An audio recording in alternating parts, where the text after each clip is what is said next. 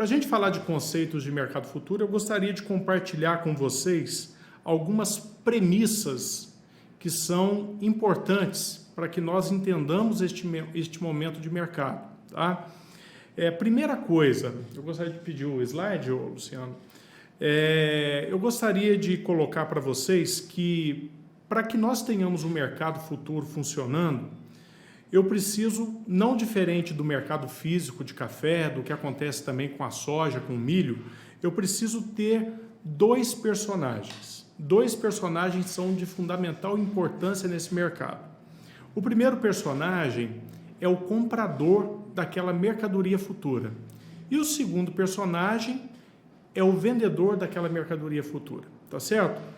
Para a gente ilustrar um pouco essa figura do comprador e do vendedor, nós poderíamos chamar aqui de comprador o exportador daquela mercadoria, ou aquele que vai, na verdade, negociar aquela mercadoria no mercado interno. E como vendedor, eu tenho os produtores de café de maneira geral. Em outros momentos, ou talvez dentro dessa cadeia, as cooperativas também assumindo esse papel da venda, mas muitas vezes aparecendo como coparticipantes do mercado, representantes destes produtores de cafés que estão, na verdade, fazendo essa oferta para o mercado comprador. Tá? Então, nós temos que lembrar que para que este mercado funcione, teremos que ter a participação de compradores e vendedores. E é o que está aparecendo certamente na tela de vocês, neste ambiente de negócio. Né? O ambiente de negócio ele tem que ser formado pelos compradores e pelos vendedores, né? Para que a gente tenha condições, na verdade, de fazer as nossas vendas de uma forma mais alongada. Tá? Veja bem, se eu não tivesse um comprador com interesse em criar uma posição de café para o ano de 2022, de 2023, eu não teria o que nós chamamos de liquidez. E muitas vezes a liquidez no mercado de café, como em outros mercados de commodities, ela é mais importante do que o preço. Por quê? Porque não adianta nada você ter uma condição de preço muito boa, né? Onde você tem bolsa favorecendo, você tem câmbio favorecendo, mas você não tem o tomador daquela mercadoria. Tá?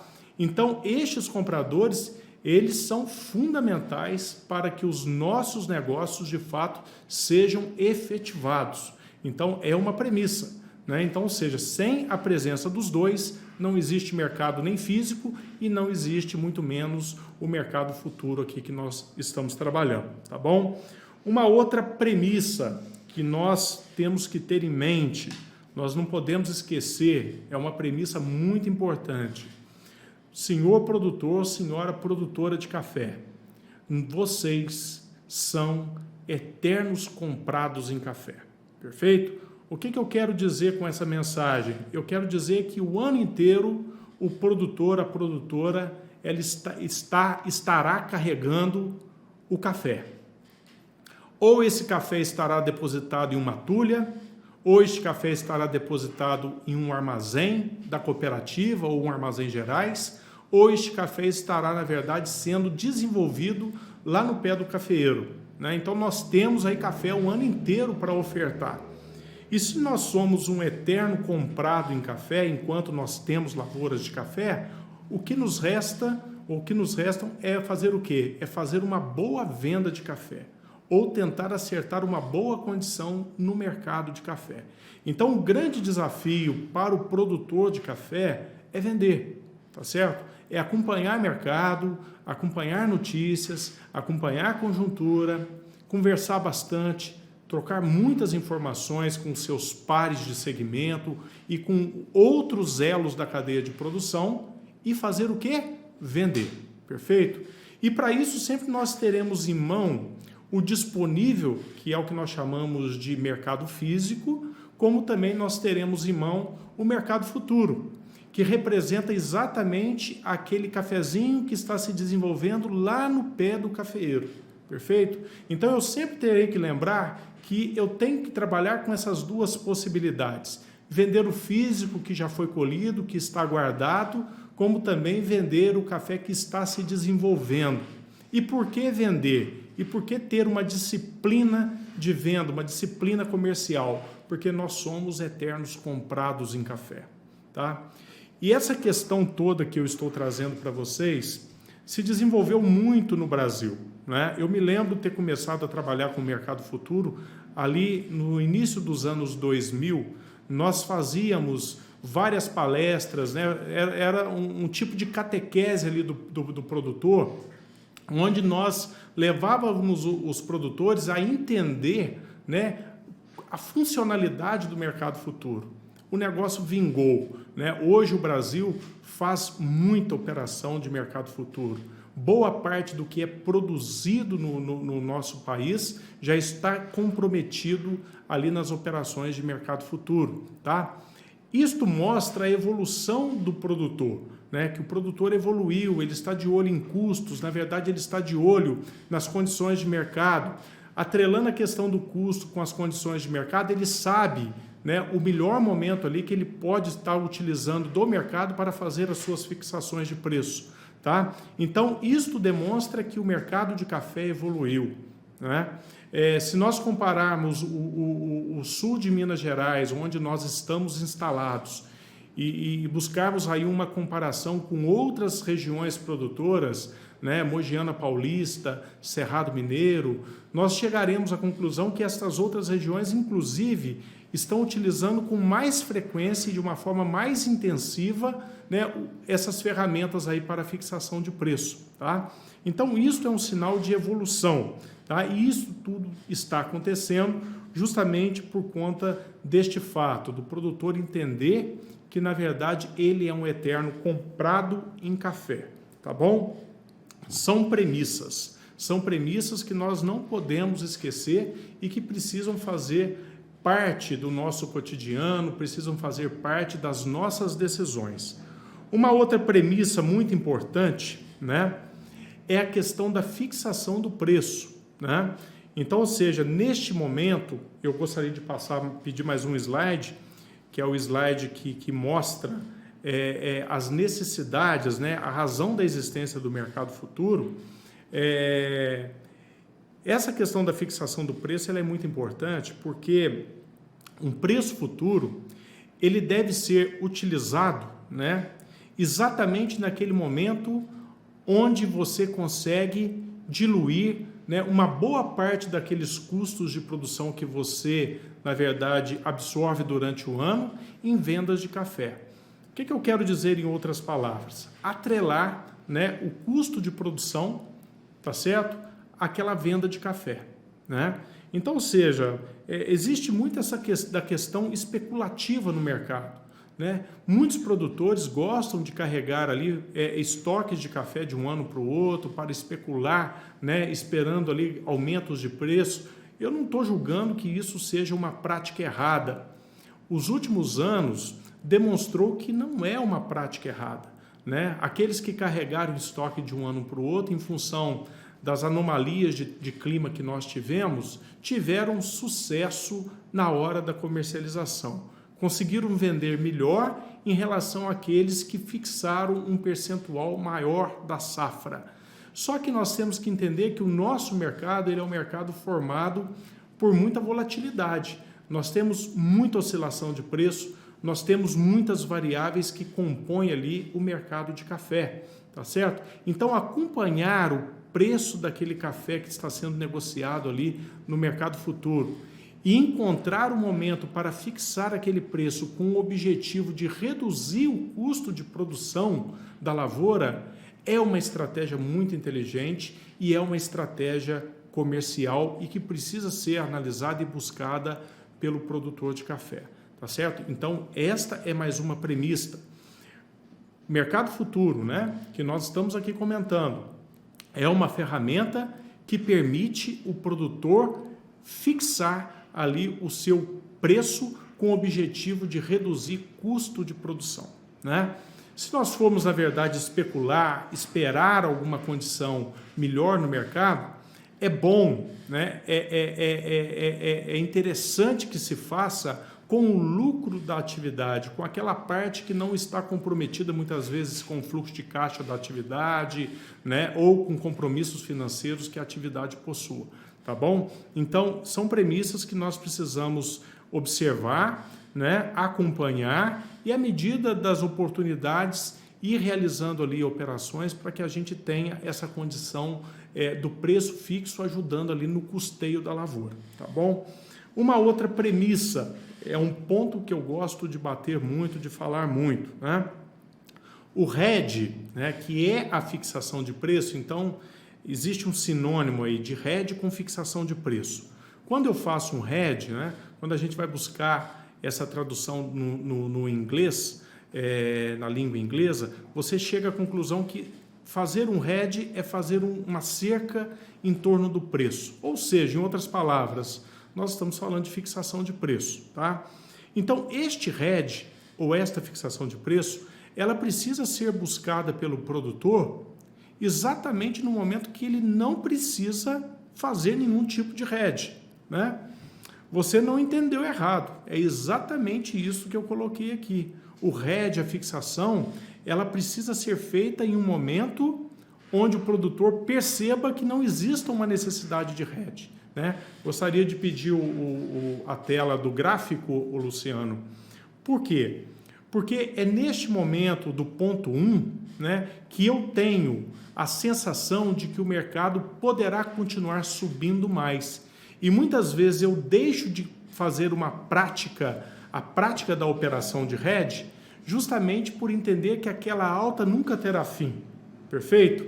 Quando aquele mercado chega no ponto 2, que é um ponto de preço mais baixo do que aconteceu anteriormente, o produtor fica ali desesperado para ter aquelas condições dos preços anteriores no mercado. Perfeito? E neste momento nós temos que lembrar o seguinte: o que precifica um café, tanto no mercado físico como no mercado futuro, é o que nós chamamos de terminal de bolsa.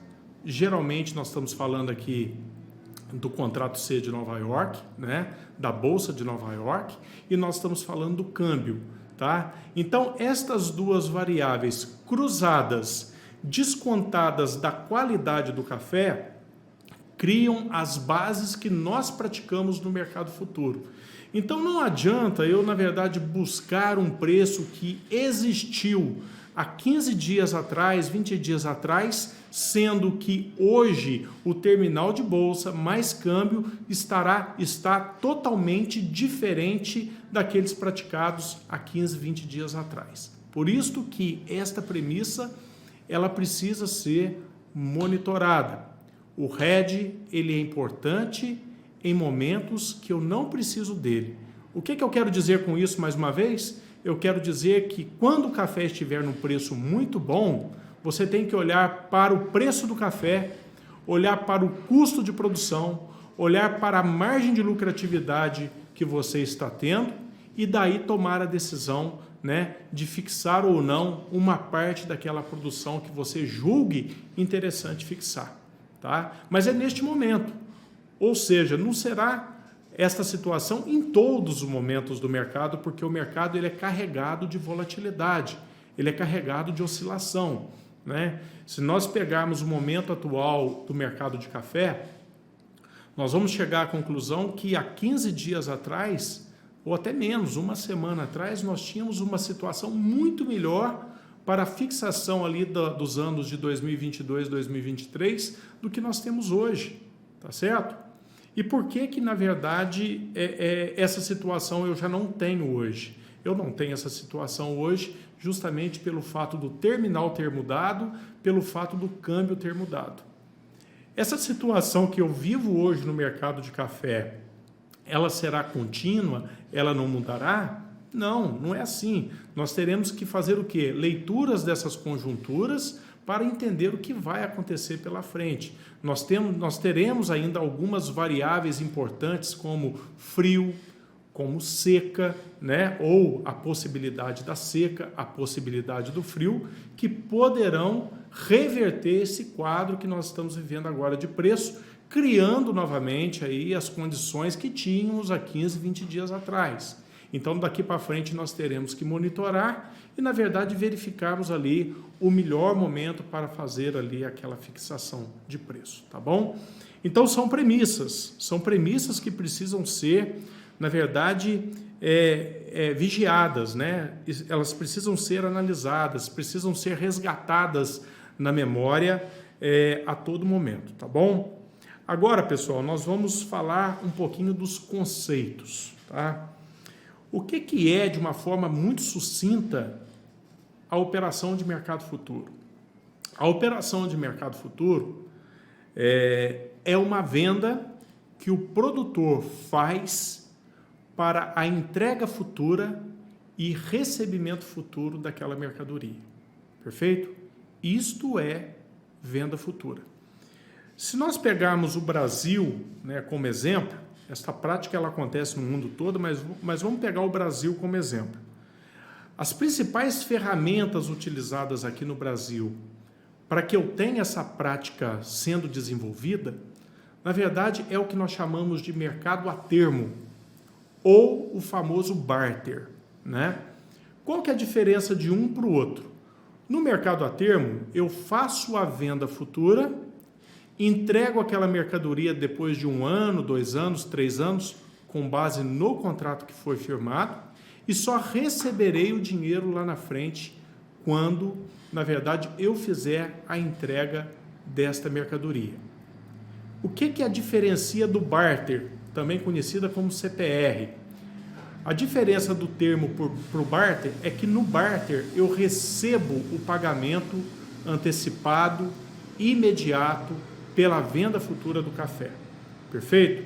Se nós pegarmos as operações de barter, os senhores certamente já sabem, já tiveram também a oportunidade de trocar o barter em adubo, o barter em insumos, o barter em maquinário. Se fizeram a CPR, já tiveram essa possibilidade de pegar esse dinheiro antecipadamente e, na verdade, com esse dinheiro custear a lavoura. Perfeito? São as duas ferramentas, as duas modalidades mais utilizadas no Brasil, tá? Então, assim, elas batem em disparada as outras modalidades que existem. Quais são as outras modalidades que existem que também cumprem com este papel de fixar o preço para o produtor? Nós temos aqui as operações com mercado de opções, nós não vamos entrar no mérito delas hoje, mas é uma modalidade que existe, onde você, produtor, se assegura em relação a uma queda de preço e, na verdade, se o mercado subir, você pode participar daquela alta. Só que existe toda uma particularidade em cima desta operação chamada mercado de opções, onde você precisa pagar um prêmio de seguro. É como se fosse um seguro de automóvel. Só que no caso do seguro de automóvel, você, na verdade, assegura o preço do bem. Neste caso do mercado de opções, você faz um seguro do preço daquela mercadoria que você terá no futuro para a venda. Tá ok? Então, essas modalidades, embora existam, embora sejam muito utilizadas no mercado cafeeiro, também em outros segmentos aí, agrícolas, né? Ela, pelo produtor rural, pelas cooperativas, não são muito utilizadas, justamente porque elas, na verdade, carregam uma estrutura um pouco mais complexa de ser entendidas, tá certo? Mas existem, tá? Agora, via de regra, nós operamos de duas formas. Nós operamos através do mercado a termo e nós operamos através do mercado de CPR ou barter, tá? Nós temos também alguns derivados de operações de mercado futuro, né? Temos as chamadas aí operações com swap, NDF, tudo isso não vem ao caso, mas é importante eu falar aqui que existem, são operações que existem e que estão aí à disposição dos agentes do mercado cafeeiro, ok? Bom, voltando então para as operações aqui de mercado a termo, que é o foco da nossa conversa. Então, é uma entrega futura, com o recebimento lá na frente, né, a hora que eu fizer a entrega daquela mercadoria. Quando você faz uma operação no mercado futuro, é importante falarmos também que é pré-definido um padrão de qualidade para aquele café. Geralmente no Brasil, né, ou o grande volume feito no Brasil, é do café Fine Cup e Good Cup, né? Existe um certo preconceito ou diria assim, ou um conceito um pouco errôneo em relação a esses termos que referenciam a qualidade do café e que eu quero explicar aqui. Quando eu falo de um café Fine Cup, eu estou falando de um café duro para melhor, né? Não estou falando de café pontuado, não estou falando de café finíssimo, eu estou falando de um café duro para melhor e que precisa ter o que? Homogeneidade na cor. O Good Cup já tolera uma discrepância de cor, então pode ser um café um pouquinho mais manchado, ele aceita essa situação, com os copos, né? As xícaras que compõem aquele lote ali, bebendo um pouquinho inferior ao Fine Cup. Ambos são cafés duro, porém o Fine Cup ele precisa ser uma bebida mais limpa, uma bebida mais homogênea. No Good Cup você tem uma certa tolerância para a entrega deste café. No Brasil, os padrões negociados via de regra são estes padrões, estes dois padrões, e isto consta em contrato, tá certo? Então nós estamos falando de um café duro para melhor, com uma descrição de defeitos que constarão naquele contrato. Além destas questões da qualidade do produto, nós temos também neste contrato, que chamamos aqui de contrato a termo, outras cláusulas, né? Como data de validade, né? Quando que aquele café precisará ser entregue, quando que aquele café será pago ao produtor. Nós temos também situações como a localidade onde o comprador irá retirar aquela mercadoria. Então, tudo isto forma ali o conceito, né, o modo operante ali das operações de mercado a termo, e não diferentemente das operações do barter, tá? Porque a única situação que diferencia o barter do mercado a termo é o recebimento, conforme aqui colocado para vocês, tá bom?